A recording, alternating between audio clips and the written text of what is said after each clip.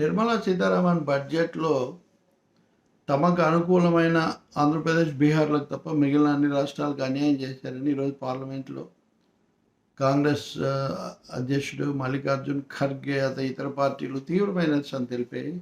అందరూ పినరయి విజయన్, కేరళ ముఖ్యమంత్రి స్టాలిన్, చెన్నై తమిళనాడు ముఖ్యమంత్రి ఇంకా వీళ్ళందరూ కూడా నిరసన తెలిపారు. అఖిలపక్ష సమావేశాలు రకరకాల ఆలోచనలు చేస్తున్నారు. పార్లమెంట్లో కూడా నిరసన తెలిపారు. 27వ తారీఖు జరిగే నీతి ఆయోగ్ సమావేశాన్ని బహిష్కరిస్తున్నామని కూడా కాంగ్రెస్ ముఖ్యమంత్రులు ముగ్గురు, తమిళనాడు ముఖ్యమంత్రి కూడా చెప్పారు. అంటే నిన్న పెట్టిన బడ్జెట్లో సమతుల్యత అస్సలు లేదు. కుర్చీని కాపాడుకోవడం, కుర్సీ బచాన్ బడ్జెట్ అని దానికి పేరు పెట్టారు. అందులో మళ్ళీ ఆంధ్రప్రదేశ్కి ఇంకో ప్రత్యేకమైన ఆంధ్రప్రదేశ్కు, బీహార్కు మటుకు న్యాయం చేశారు. లేకపోతే ఆంధ్రప్రదేశ్కు చాలా రోజుల తర్వాత వరాల జల్లు కురిసింది అని కొన్ని పత్రికలు. దీని మీద నేను నిన్ననే మాట్లాడాను మీతో. కానీ నా సంగతి ఎలా ఉంచి ఈరోజు హిందూ పత్రికలో చూడండి మీరు 2 హెడ్డింగ్లు. ఆంధ్రప్రదేశ్కు 15,000 కోట్లు క్యాపిటల్ అమరావతికి వచ్చాయి అని. ఇక్కడ బీహార్ బీహార్కు 58,900 కోట్లు వచ్చాయి. అంటే ఏంటన్నమాట, ఎక్కడ అంటే దాదాపు 60,000 కోట్లు అనుకుంటే 15,000 కోట్లకు 4 రెట్లు బీహార్కు వచ్చాయని హిందూ లాంటి పత్రిక రాస్తుంది. కానీ దేశం దృష్టిలో దీంట్లో అదే పత్రిక వేసిన బొమ్మ చూస్తే చంద్రబాబు, నితీష్ ఇద్దరికి కూడా ప్రధానంగా న్యాయం జరిగింది అన్నట్టుగా, వాళ్ళకి అన్నీ ముట్టాయన్నట్టుగా ఆ చిత్రణ. ఇప్పుడు ప్రతిపక్షాలు నిరసన తెలిపిన అదే వాతావరణం ఇప్పుడు ఇదే పత్రికలో వీటి కింద తెలంగాణను పూర్తిగా ఇగ్నోర్ చేశారు అని రేవంత్ రెడ్డి అన్న మాట కూడా మనం చూస్తాం. ఇది దేశంలో అన్ని రాష్ట్రాల స్పందన. కానీ వాస్తవంగా ఆంధ్రప్రదేశ్కు 15,000 కోట్లు కూడా గ్రాంట్గా ఇవ్వలేదు, మేము కేటాయిస్తున్నామని చెప్పలేదు, పద్దులు చూపించలేదు. అంతర్జాతీయ ఆర్థిక సంస్థలు, ద్రవ్య సంస్థలతో మేము అరేంజ్ చేస్తాము, ఇప్పించేస్తాము అని మాత్రమే నిర్మలా సీతారామన్ అన్నారు. దీని మీద ఆమె నిన్న గట్టిగా అడిగారు. ఆమె మళ్ళీ చెప్పారు. దీని మీద కూడా క్లారిటీ, స్పష్టత అని మళ్ళీ ఎగతాళి చేసుకుంటూ వార్తలు ఇస్తున్నారు. ఆమె ఏం చెప్పారు అంటే, ప్రపంచ బ్యాంకు ద్వారా, వరల్డ్ బ్యాంక్ ద్వారా మేము ఈ డబ్బులు ఇప్పించడానికి ప్రయత్నిస్తాము. అయితే ప్రపంచ బ్యాంకుకు మళ్ళీ కట్టడాలు ఇట్లాంటివి కూడా ఉంటాయి. కానీ ఆంధ్రప్రదేశ్ ఆర్థిక పరిస్థితి సరిగ్గా లేదు కాబట్టి వాళ్ళు కట్టగలరేం లేదో, అందుకని మేము ఇవన్నీ మాట్లాడతాము, కొన్ని గ్రాంట్లు కొన్ని అట్లా అని అంటే దాటవేశారు. నిజంగా ఆమె క్లారిటీ ఏమి ఇవ్వలేదు, కన్ఫ్యూజ్ చేశారు. లేకపోతే ఒక విధంగా దాటవేసి అటు ఇటు చెప్పారు. అదెందుకు? ఇప్పుడు శాసనసభలోనేమో పవన్ కళ్యాణ్, ముఖ్యమంత్రి చంద్రబాబు నాయుడు, మంత్రి లోకేష్ అందరూ ధన్యవాదాలు, అభినందనలు ఇవన్నీ కూడా చెప్పారు.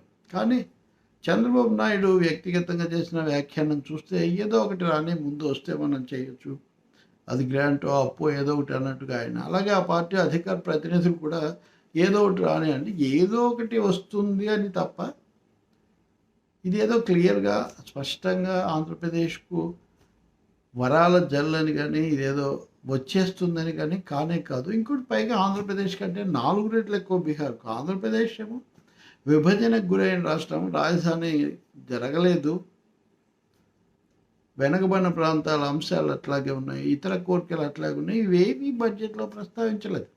అదే మీరు బీహార్ తీసుకుంటే రోడ్ల ఇన్ఫ్రాస్ట్రక్చర్ అని, విద్యుత్ శక్తి కర్మాగారం, ఉత్పత్తి కర్మాగారం అని, టూరిజం కాంప్లెక్స్ అని, రహదారులని, స్పెసిఫిక్గా కార్యక్రమము, దానికి నిధులు కూడా స్పష్టంగా కేటాయించారు. ఆంధ్రప్రదేశ్ విషయంలో అవేమి లేవు. అరేంజ్ చేస్తాము, ఇప్పిస్తాము, ఒక విధంగా అప్పు ఇప్పిస్తాము అని దీన్ని మామూలుగా చెప్పాలంటే. దీనికి మనం ఎందుకు అదైనా వస్తే మంచిది అనుకోవటం వేరు. అది చాలా ఘన విజయము, చక్రం తిప్పాము, మళ్ళీ మొత్తం తడాఖా చూపించాము, అది ఇది అనుకోవటం అది అవాస్తవికమవుతుంది. ఇందుకు భిన్నంగా మీరు బీహార్ సంగతి తీసుకోండి. నితీష్ కుమార్ బడ్జెట్కు ముందే ప్రత్యేక హోదా అడుగుతూ వాళ్ళు తీర్మానం కూడా చేయించారు, అడిగినా కానీ ఇవ్వలేదు. దాన్ని నిరాకరిస్తున్నట్టుగా సభలో ఆ మంత్రి ఒక ఆయన చెప్పారు. నిన్న బడ్జెట్ కూడా అయ్యాక బడ్జెట్ పూర్తిగా బీహార్కి అనుకూలంగా ఉందని వచ్చిన తర్వాత నితీష్ కుమార్ను స్పందన అడిగితే మీడియా ఆయన ఏం చెప్పారు, అన్ని విషయాలు తెలియాల్సినప్పుడు తెలుస్తాయి అన్నారు. అంటే ఇప్పటికీ ప్రత్యేక హోదా రాకపోవటం అన్నది తమకు సమస్య, దాన్ని ఆమోదించట్లేదని. రెండవది వచ్చిన వాటి మీద చాలా హర్షం వెలుగు చేసి బ్రహ్మాండంగా ఉందని నితీష్ కుమార్ చెప్పలేదు. అంటే మనకంటే 4 రెట్లు ఎక్కువ వచ్చిన నితీష్ కుమార్ ఏమీ హర్షం వెలిబుచ్చలేదు. కానీ అప్పులు ఇప్పిస్తాము అని మాత్రమే, అది కూడా అస్పష్టంగా చెప్పినందుకు మటుకు ఆంధ్రప్రదేశ్లో అధికార పార్టీ లేదా అనుకూల మీడియా అది చాలా ఘనంగా చెప్పటం ఇక్కడ ఆశ్చర్యం కలిగిస్తుంది. ఇంకా రాజకీయంగా చూస్తే పాక్షికత్వం.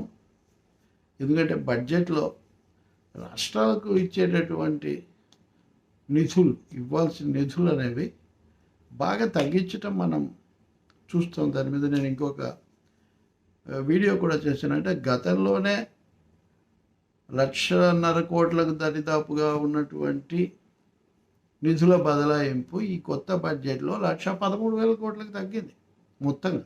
ఇందులో నష్టపోయే రాష్ట్రాల్లో ఆంధ్రప్రదేశ్ కూడా ఉంటుంది. కాబట్టి జాతీయంగా తమకు అనుకూలం కానీ తమతో లేని పార్టీలు పాలించే రాష్ట్రాలకు ఏమీ చేయకపోవటం ఒక సమస్య. తాము చేసామంటున్న 2 రాష్ట్రాల్లో కూడా బీహార్కు చాలా ఎక్కువ చేసి ఆంధ్రప్రదేశ్కు చాలా తక్కువ చేయటం. బీహార్ ఇప్పుడు విడిపోలేదు కదా, వెనకబడినతనం ఎప్పటి నుంచో ఉంది. ఆంధ్రప్రదేశ్ విడిపోవడం వల్ల వచ్చిన సమస్య. ఇప్పుడు ఆంధ్రప్రదేశ్కు తక్కువ చేయటం రెండో సమస్య. వీటిని సవ్యంగా చెప్పే బదులు దీనికే వచ్చిందే చాలా గొప్ప విషయము, ఔదార్యం అన్నట్టుగా అదే పనిగా కీర్తించటం కూడా, అది కూడా ఒక పెద్ద అవాస్తవము. అది దానివల్ల అలాంటి వాటి వల్ల నష్టపోయాము. చంద్రబాబు నాయుడే గతంలో 2018 వరకు వాటిని సహించి చివరకు తిరగబడాల్సి వచ్చింది. మళ్ళీ అలాంటి పరిస్థితి పునరావృతం కాకూడదు కదా. ఇంక ఇది కాకుండా railway zone, Bundelkhand package, Polavaram నిధులకు నిర్దిష్టత, ఇట్లా చాలా అంశాలు ఉన్నాయి. అవి ఏవి ఇందులో ప్రస్తావించలేదు. పునరావాసం అన్న మాట కూడా లేదు.